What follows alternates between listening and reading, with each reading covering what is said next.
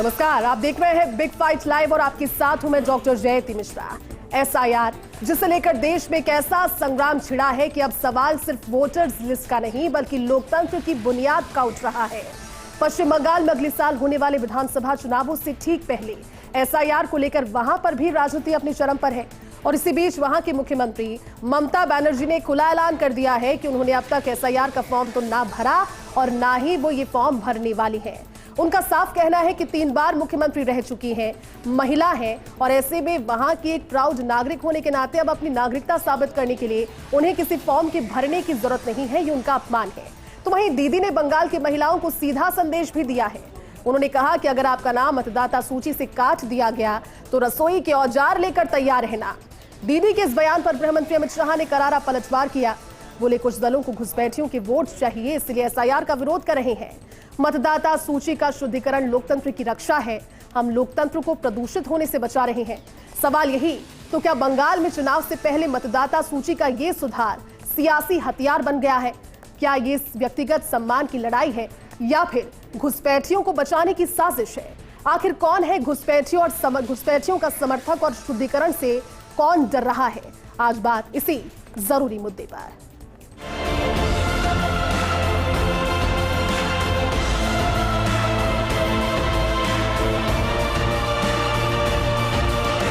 SIR का विरोध करोगे तो बिहार की जगह बंगाल और तमिलनाडु में भी साफ।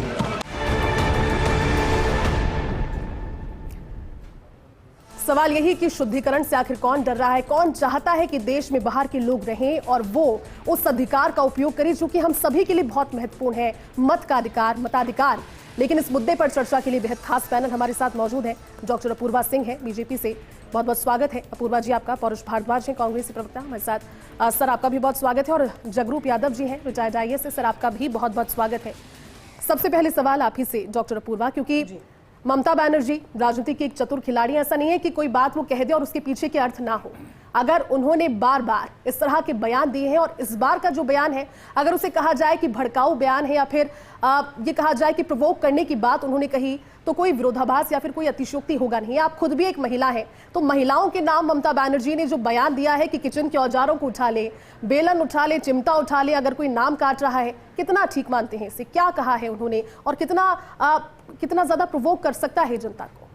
जयंती जी देखिए, अभी आपने कहा कि ममता बनर्जी एक चतुर राजनीतिज्ञ है। मुझे लगता है चतुर से ज़्यादा उनका जो व्यक्तित्व है बहुत हल्का है। उन्होंने आज के अपने व्यक्तित्व से और जो वक्तव्य था उसका उनसे उन्होंने जाहिर कर दिया। सबसे पहले सोचने की ये बात है कि ममता बनर्जी जिस तरीके का भाषण दे रही हैं एसआईआर के विरुद्ध, वो क्यों दे रही हैं? देखिए वैसे तो एसआईआर के लिए अगर सबसे कोई उपयुक्त तो होगा बोलने के लिए तो चुनाव आयोग होगा, मगर क्योंकि दोनों ही जगह हमारा we are the ruling party, तो हमें जवाब देना ही पड़ेगा हिंदुस्तान में अगर कोई भी गतिविधि होती है तो उसके लिए। तो मैं उस हैसियत से जो है अपना जवाब दे रही हूँ, ना कि मैं इलेक्शन कमीशन का प्रवक्ता होकर जवाब दे रही हूँ। मुझे पता है महिला के नाते बताइए, किसी भी महिला को ये कहना। दूसरी बात मैं आपको बताती हूँ जयंती जी, एक और विषय, ममता बनर्जी 1998 तक जो है वो कांग्रेस की मेंबर थी। 1998 तक हिंदुस्तान के अंदर 12 साल एसआईआर चला है। अगर हम 52 से बात करें तो 95 तक वो सदस्य थी। 52 में जब पहला एसआईआर हुआ और 95 तक, क्योंकि 98 में उन्होंने अपनी सदस्यता उसे वापस लेके तृणमूल कांग्रेस बना ली थी, तब तक 12 बार हुआ। क्या उन्होंने तब भी अपने कांग्रेस सरकार में ये बोला था महिलाओं को कि बेलन चिमटे लेके तैयार रहे? देखिए ये बात बिल्कुल सही है कि भारत के अंदर भारतीयों से ज्यादा कुछ पार्टियां ऐसी हैं जो घुसपैठियों की राजनीति कर रही हैं, क्योंकि ये बात बिल्कुल सही है जैसा कि कल माननीय गृह मंत्री जी ने सदन में बोला कि इनको भारतीय तो वोट करते नहीं है, घुसपैठियों के आधार पर इन्होंने अपनी जाजम बिछा रखी है और इन्हें ये डर है कि अगर उनका नाम कट जाता है।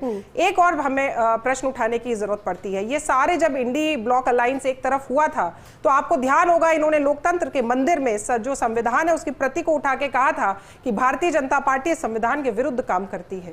आप मुझे बताइए, क्या संविधान के अंदर आर्टिकल 326 और article 327 election commission of India को क्या यह अधिकार नहीं देता है कि वो मतदाता सूचियों का पुनरीक्षण कर सके, मतदाता कौन हो इसको डिसाइड कर सके, और मतदाता कौन होगा उसका पहली शर्त यह है कि उसको भारत का नागरिक होना आवश्यक है। तो हम क्या कह रहे हैं? हम तो ये कह ही नहीं रहे, इलेक्शन कमीशन ये कह रहा है कि हमें ये आप जज कर लेने दीजिए कि कौन नागरिक है कौन नागरिक नहीं है। इसके अलावा एक विषय और है, आप देखिए कितनी जगह ऐसे हैं जहां पे डेड, शिफ्टेड, डबल वोटर्स, बहुत से ऐसे लोग हैं। अपूर्वा जी, वो प्रक्रिया का एक हिस्सा है। बयान को लेकर की निंदा आपने की, पौरुष जी यहाँ पर है। पौरुष जी, सबसे बड़ी बात जयंती जी, एक चीज मैं पहले कंप्लीट कर दूं इसको, एक चीज मैं कंप्लीट कर दूं। 2010 के अंदर भारत में किसकी सरकार थी? कांग्रेस की सरकार थी ना।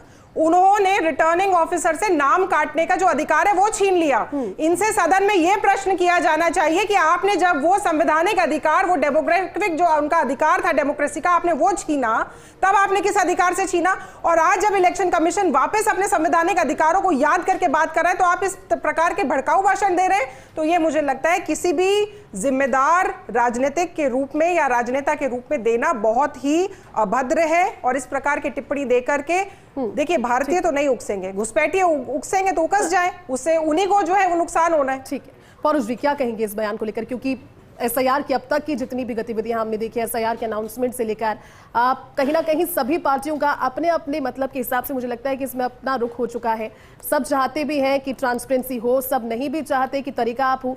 लेकिन आपका इस बयान को लेकर के क्या कहना है जो ममता बनर्जी ने ताजा दिया? पहला बयान नहीं है, उनका कहना है कि अगर एसआईआर का फॉर्म भरने कोई जाए तो उसे ऐसा फील होना चाहिए जैसा किसी के सामने नाक रगड़ रहे हो। बयान को की तो निंदा करेंगे पौरुष जी? जयंती जी, देखिए, मैं आपसे इस बात को कहना चाहूंगा कि कोई भी काम होता है तो काम के उद्देश्य से ज्यादा काम करने वाले की, उस काम करने के पीछे मंशा क्या है, वो महत्वपूर्ण होती है। चुनाव आयोग की जब हम बात करते हैं तो आपको ध्यान होगा कि चुनाव आयोग के मामले में सुप्रीम कोर्ट ने एक निर्देश दिया था कि चुनाव आयोग की जब नियुक्ति होगी उसके अंदर जो है प्रधानमंत्री उसके मेंबर होंगे, सुप्रीम कोर्ट के न्यायाधीश उसके मेंबर होंगे और विपक्षी नेता उसके मेंबर होंगे। तो उसके बाद मोदी सरकार ने क्या किया? मोदी सरकार ने आनन फानन में संसद में कानून लेकर के आई और प्रधानमंत्री जी के अलावा प्रधानमंत्री जी द्वारा नामित एक मंत्री और विपक्षी नेता, यानी बहुमत किसका हुआ? सरकार का बहुमत हुआ। इनके द्वारा जो है चुनाव आयुक्त की जो है उसको नियुक्ति की गई। उसके बाद में देखिए, ये एक प्रोटेक्शन एक्ट और लेकर के आते हैं। ये कहते हैं कि भाई चुनाव आयोग कोई भी का कर्मचारी, चुनाव आयोग का कोई अधिकारी यदि कुछ भी करता है तो उसके खिलाफ किसी भी उसके कार्य की लापरवाही के लिए, कार्य की दुर्भावना के लिए उसके खिलाफ किसी भी तरह की कानूनी कार्रवाई नहीं की जाएगी। इन्होंने उसको जो है एक लीगल शील्ड पहनाने का काम किया। तो मैं आपसे कहता हूं उसके बाद में जब ये प्रक्रिया शुरू हुई, बिहार में इसकी शुरुआत हुई, तो मैं आपसे इस बात को कहूंगा कि देखिए चुनाव आयोग ने जो है उसको कितना गुपचुप तरीके से उस काम को किया। आपके सामने की बात है कि 65 लाख वोट काटे गए। आधार कार्ड जैसा होता है, आधार कार्ड जैसा आपकी पार्टी के दावे। मेरा सवाल ये था, इन सभी बातों पर हम चर्चा करते हैं, लगभग रोजाना एसआईआर को लेकर कोई एक नया बयान सामने आता है, इस पर चर्चाएं होती है, लेकिन ममता बनर्जी के इस बयान को तो कंडम आप करेंगे जिसमें महिलाओं के साथ और लोगों के साथ वो ये कहती हुई नजर आ रही हैं कि अगर एसआईआर का फॉर्म आप भरते हैं तो वो किसी के सामने नाक रगड़ने की जैसा है, उतना इंसल्टिंग आपको फील होना चाहिए। देखिए, ऐसी प्रक्रिया के लिए जो कि ट्रांसपेरेंसी कर रही है लोकतंत्र के लिए और चुनाव अधिकारों के लिए, क्या परेशानी क्या है? मैं आपसे इसी बात को कह रहा हूं कि देखिए देश में जिस तरह से एसआईआर के नाम पर लगातार निंदा करते हैं कि नहीं? मैं आपसे मेरी बात पूरी होनी चाहिए, आपकी बात आ जाती पूरी। मैं आपसे इस बात को कह रहा हूं कि जिस प्रकार से पूरे देश में बीएलओस पे दबाव डाल करके एसआईआर कराई जा रही है, बड़ी संख्या में बीएलओस की जो है आत्महत्या की और मृत्यु की जो है खबरें आ रही है। मैं आपसे इस बात को कहूंगा कि आप जयपुर में जयंती जी, मुझे तो आप कांग्रेस का प्रवक्ता मानते हैं, मुझे आप भारत का नागरिक मानते नहीं मानते, मुझे बताइए आप। मुझे बिल्कुल है सर, शक है मेरे ऊपर किसी तरह का? नहीं है। मैं आपसे इस बात को कहना चाहूंगा कि देखिए मेरे घर भी एसआईआर के जो है फॉर्म भरने के लिए बीएलओ आया। सभी बातें तो आप बाद में कह सकते थे, मेरा सवाल तो प्रतिक्रिया को लेकर था, निंदा करते हैं कि नहीं करते? मैंने किसी वेबसाइट पे पढ़ा कि आपका नाम वहां पे सबमिट हुआ या नहीं हुआ, चुनाव आयोग ने आपके नाम को स्वीकार किया नहीं किया, इस तरीके से चुनाव आयोग की वेबसाइट पे जाकर के आप चेक कीजिए। मैंने जब वहां पे जाके चेक किया, आपको पता है कि ऑब्जेक्शन चुनाव आयोग की वेबसाइट पे मेरे नाम पे पड़ा हुआ था कि please ensure that your name on the Aadhaar and exactly matches your name Paurush on the EPIC voter card. उसके बाद में मैंने बीएलओ को फोन किया, मैंने उसको अपने आधार कार्ड की कॉपी भेजी, मैंने उसको अपने मतदाता पहचान पत्र की कॉपी भेजी। मैंने कहा भैया देख लो स्पेलिंग में जरा सा भी फर्क नहीं है इसके अंदर। तो उसने जब दोबारा सबमिट किया, मेरी बात सुनिए, मेरे जैसे फिर आप बीच से बोल रहे थे कि जब मेरे जैसे व्यक्ति का जो राजनीतिक तौर पर जागरूक व्यक्ति है उसका नाम काटा जा सकता है, तो जो आम मतदाता है जिसकी राजनीति में रुचि नहीं है उसके कितने नाम काटे गए होंगे? इस बात का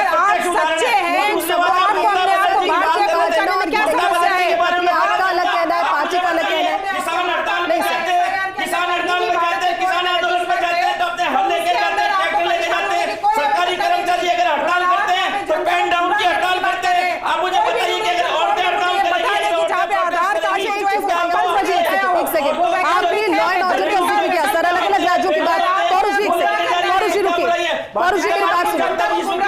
सर मेरा सवाल सुन लीजिए पहले एक बार, ठीक है पौरुष जी सवाल सुनिए। सवाल सबसे बड़ा यही है कि आज हम बात कर रहे हैं, देखिए बात हम जब कर रहे हैं सर सभी का चरित्र सभी अगर आप करेंगे तो बात कैसे हो पाएगी?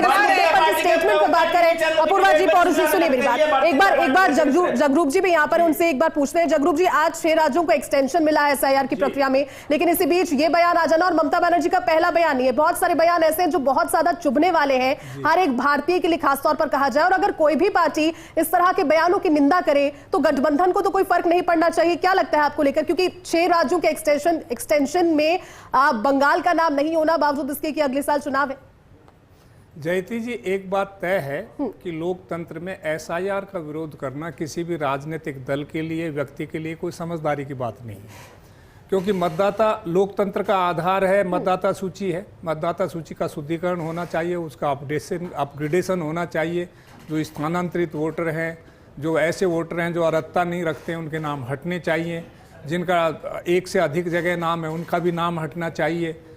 तो ये सारा कार्य निर्वाचन आयोग का मैंडेट है और ये उसका कर्तव्य है। ये उसको कोई अधिकार नहीं है, उसका कर्तव्य है कि वो समय समय पर सुनिश्चित करेगा। ये जो पुनरीक्षण है, संक्षिप्त पुनरीक्षण तो प्राय हर साल होते हैं, और गहन पुनरीक्षण भी एक से अधिक बार अन्य दलों की सरकारों के समय भी हो चुके हैं, तो इसमें कुछ भी अन्यथा बात नहीं है।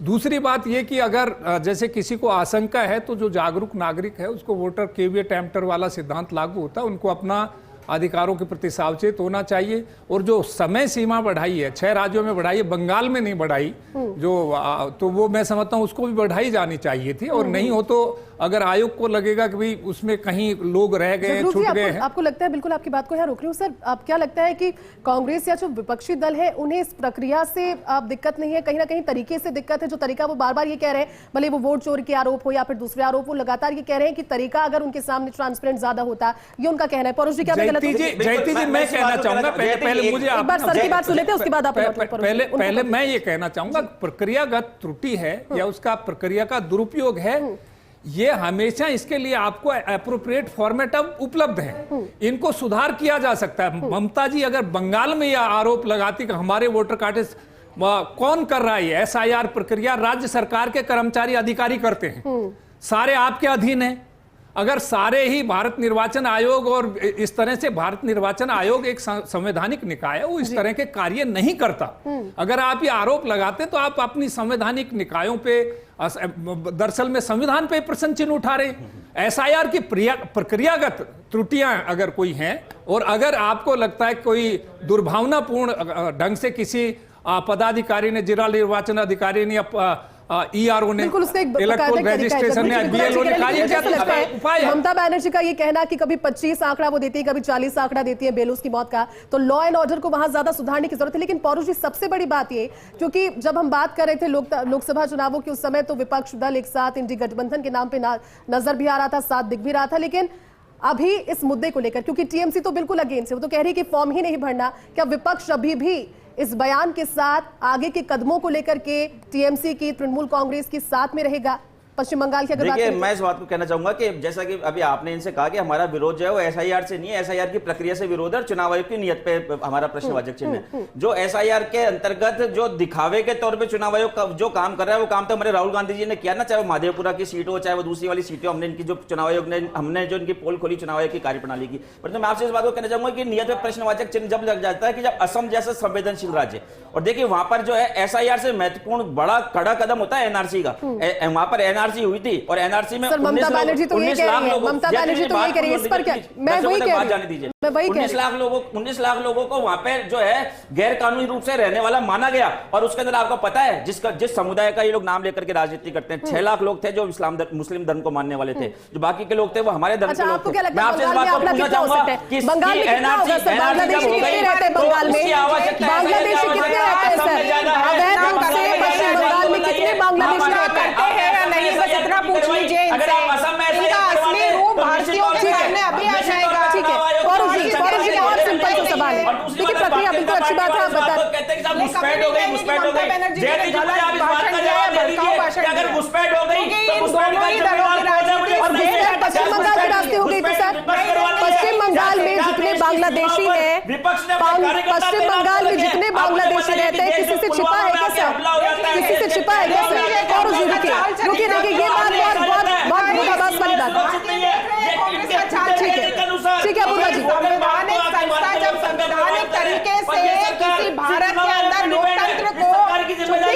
ठीक है, देखिए मैं थोड़ा सा करे तो इनका होना चाहिए। सर मुझे अरे समक्ष है, जनता के समक्ष है, और उसी अपने चेहरा मत दिखाइए, आपकी पार्टी का असली चेहरा मत दिखाइए भोली वाली जनता को। 2-4 जो वोट आते हैं, एक सेकंड, मैं सवाल लेती हूँ। और जी आप ही का सवाल मैं समझ गई, आप कहना चाहते हैं आपका, मैं समझ गई। देखिए अपूर्वा जी, कंसर्न पार्टी का, जो कांग्रेस पार्टी का और पौरुष जी का इस समय ये है कि असम में जो हो रहा है वो धांधली कहीं दूसरी जगहों पर भी ना, और उनका सही है, जेन्युइन कंसर्न है, इसमें आप परेशान क्यों हैं? वो तो यही कह रहे हैं कि प्रक्रिया अगर ट्रांसपेरेंट होगी तो अच्छा होगा, वो तो खुद ही घुसपैठियों की वजह से डर रहे हैं। देखिए जयंती जी, एक चीज हमको बड़ी स्पष्टता से समझने की जरूरत है। हाँ। जहां पर ये जीतते हैं वहां इलेक्शन कमीशन ठीक होता है। सुन लीजिए, एक बार सुन लीजिए, मेरे को बोलने दीजिए। अजय सुनिए, वो भी बता रही हूँ, सुन लीजिए पौरुष जी, सुन लीजिए। अपूर्वा जी वहां ये ठीक होते हैं। हम राजस्थान जब 18 में हारे, हम छत्तीसगढ़ हारे, हम मध्य प्रदेश हारे, हम तेलंगाना हारे, हम वेस्ट बंगाल नहीं जीते, तो वहां पर तो ये एकदम सही है, वहां तो जाके शपथ ले लेंगे। मगर जहां ये हार जाते हैं वहां इलेक्शन कमीशन टिकाऊ हो जाता है। अरे कांग्रेस की सरकार नहीं है जो संविधान की जेब में रखती हो, ये भारतीय जनता पार्टी की सरकार है। संविधान के आगे माथा टिकाकर काम करते हैं हम, संविधान को अपना माई बाप समझते हैं हम, संविधान के रुकिए अपूर्वा जी, पौरुष जी, महेश शर्मा जी हमारे साथ जुड़े हैं। सर एक सेकंड रुकिए, सवाल ले लेते हैं। ठीक है सर, अपूर्वा जी प्लीज। पौरुष जी सवाल मुझे लेना है, दूसरे गेस्ट भी है सर। अपूर्वा जी दूसरे भी गेस्ट है सर, ऐसे नहीं होता। पौरुष जी आपका कंसर्न जायज है, आपका कंसर्न एक भारतीय होने के नाते एकदम जायज है। महेश शर्मा जी हमारे साथ है, अपूर्वा जी को उनसे सवाल लेते हैं। देखिए अगर इस तरह से करें, हर बार मुद्दा यहीं पर आकर अटकता है। ठीक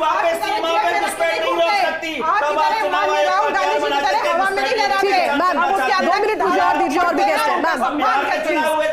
ठीक है पौरुष जी वापस लौटूंगी आपकी बात।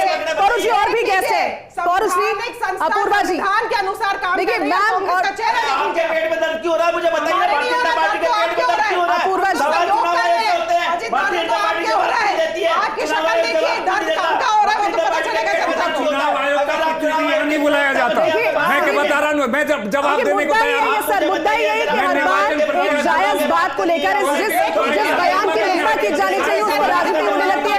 सभी लोग जाइए प्लीज। महेश शर्मा जी हमारे साथ है, राजनीतिक विश्लेषक। महेश जी अगर आवाज पहुंच रही है सर, एक बार रुकिए, उनकी भी बात सुन लेते हैं ना सर अकेले आप ही थोड़ी ना गेस्ट है सर, और भी गेस्ट है, उनकी बात सुन लेते हैं। महेश जी जुड़े हैं, समय निकालकर जुड़े, उन्हें भी सुनते हैं। राजनीतिक विश्लेषक है महेश जी। महेश जी बहुत बहुत स्वागत है आज के इस मुद्दे पर।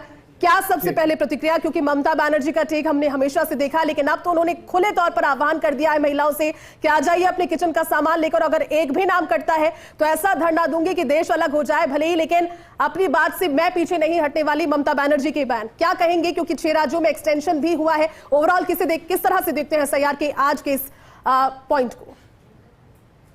देखिए आज जो एसआईआर का जो मुद्दा है, इसे मतलब इतने गंभीरता से लेना चाहिए। संवैधानिक कार्य है, इसमें सहयोग देना चाहिए। खासकर राजनीतिक दलों को भी सहयोग देना चाहिए, उनके भी तो बीएलओज हैं, तो उनका मदद करनी चाहिए, सहयोग देना चाहिए। संवैधानिक संस्था पर आप विश्वास न करें, भरोसा न करें, और उसकी प्रक्रिया पे अगर आप अविश्वास करते हैं तो ये आप लोकतंत्र के हित में काम नहीं कर रहे। और ये भी बात ये मान के चलिए, जैसे मैं एक साधारण नागरिक हूँ, मेरे पास मतलब क्या कहता है, जो एसआईआर करने के लिए जो आए लोग, उन्होंने बाकायदा हमारा जो मांगा जानकारी तो हमने उनको दी, और उन्होंने बाकायदा हमारा अपना वोटर लिस्ट में 2002 की लिस्ट में बाकायदा उन्होंने नाम टेरी किए, देख करके फिर आप कहीं पे भी हमारे को किसी तरह का न तो बीएलओ दबाव में दिखा और न हम दबाव में हम पे प्रेशर डाला गया। तो ये कहीं मतलब ऐसी ये जो बातचीत है कि किसी अच्छे काम के लिए मकसद ये है एसआईआर क्यों कराई जा रही है? एसआईआर इसलिए कराई जा रही है, कोई मृत है या मतलब डबलिंग नाम आ रहे हैं, कहीं दोहरीकरण हो रहा है, इन चीजों को हटाने के लिए काम हो रहा है। ये तो आपके लिए फायदेमंद है, सभी दलों के लिए। तो ऐसी सूरत में सभी दल के लोगों को मदद करना चाहिए, बीएलओ की कठिनाई को सभी समझना चाहिए। अब उस पर इन चीजों को मुद्दा बनाया जा रहा है। मान लीजिए किसी को दबाव महसूस किया जा रहा है, तो चुनाव जो कमीशन आयोग है वो भी तो अपनी मदद कर रहा है, उसने भी आपको SIR की अवधि ज्यादा मतलब क्या कहते हैं अवधि को बढ़ाया है। सर अवधि को लेकर ही सवाल है महेश जी, अवधि जब बढ़ाई गई है 6 राज्यों में और ममता बनर्जी लगातार इसकी निंदा कर रही हैं, चुनाव आयोग के बारे में बातें कह रही हैं, साथ जोड़कर भारतीय जनता पार्टी और तमाम सारी बातें उनके द्वारा सार्वजनिक मंचों से कह दी जाती हैं, ऐसे में बंगाल में इसे एक्सटेंड नहीं किया गया है आने वाले समय में, जबकि अगले साल चुनाव है। इसे किस तरह से देखते हैं महेश जी, और इसका प्रभाव क्या पड़ता हो नजर आ रहा है जो आज का बयान था उसे लेकर? जी, जहां तक ममता जी का सवाल है, हाँ। तो ममता जी तो बिहार की जब जैसी SIR हो रहा था तब से ही मतलब क्या कहता ना वो इस मकसद को बना रही है कि साहब ये तो नेक्स्ट टारगेट हमारी सरकार को लिया जा रहा है। वो पहले से ये मानस बना चुकी है, और जिस तरह से मार्च भी निकाल रही है, जिस तरह से जो गतिविधियां कर रही है, वो मुख्यमंत्री जैसे एक संवैधानिक पद पे और मतलब नेतृत्व देने वाले अगर इस तरह का व्यवहार करेंगे तो ये उचित नहीं है। आपको ऑब्जेक्शन है, आप सुप्रीम कोर्ट पे चले जाइए। सुप्रीम कोर्ट में भी तो सुप्रीम कोर्ट ने क्या कहा है?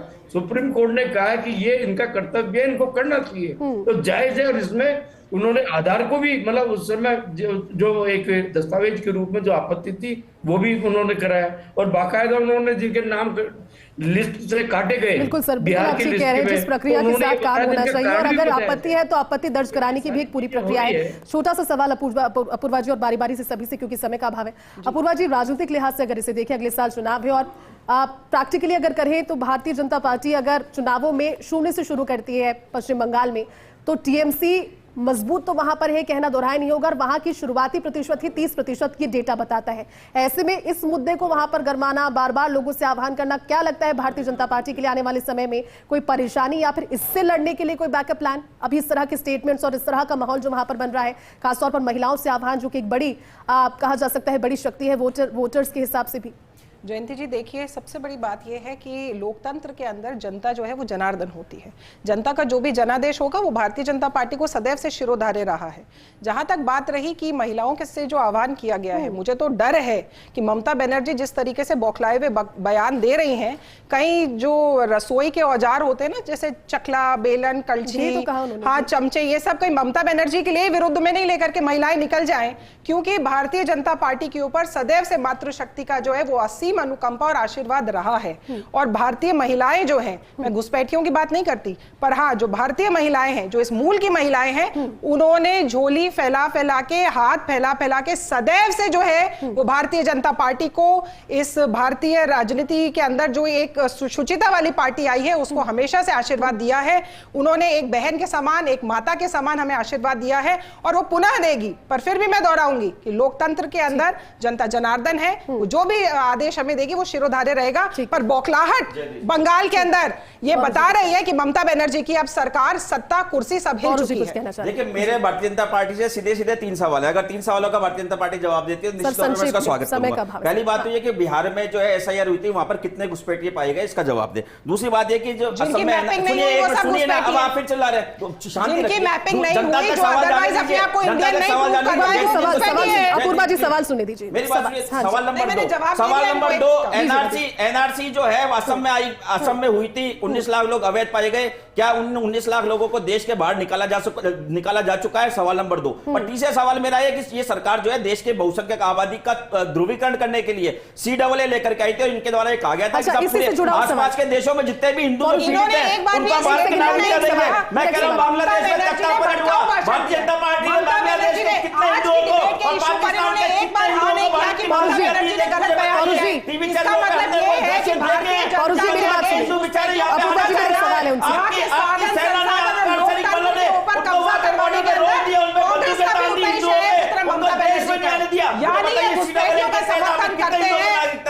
घुसपैठियों का समर्थन करती है। कांग्रेस के लिए घुसपैठी उनका जगरूप जी उनका जनाधार है। समय का अभाव है।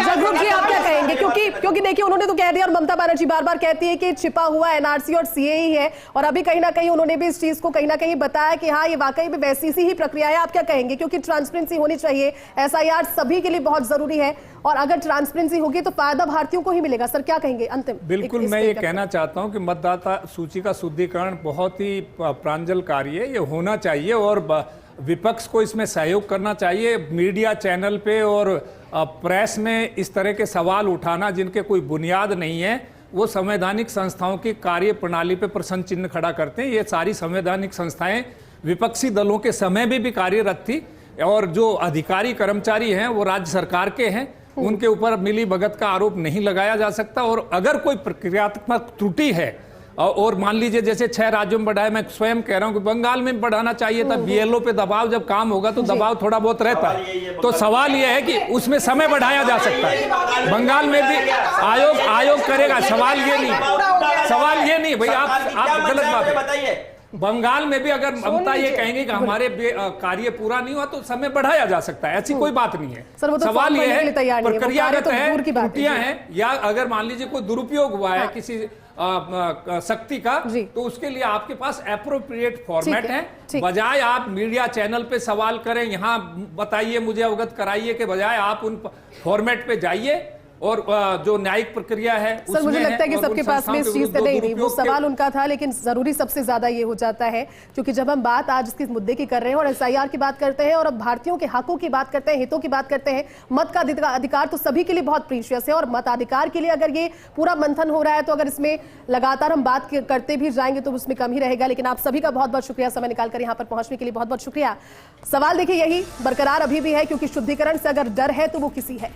ममता बनर्जी का बयान कि महिलाओं से कहते हुए वो ये सार्वजनिक मंच पर चली जाती हैं, एसआईआर का फॉर्म भरेंगे तो लगेगा कि नाक रगड़ रहे हैं किसी के सामने, अपने रसोई के औजार लेकर बाहर आ जाइए।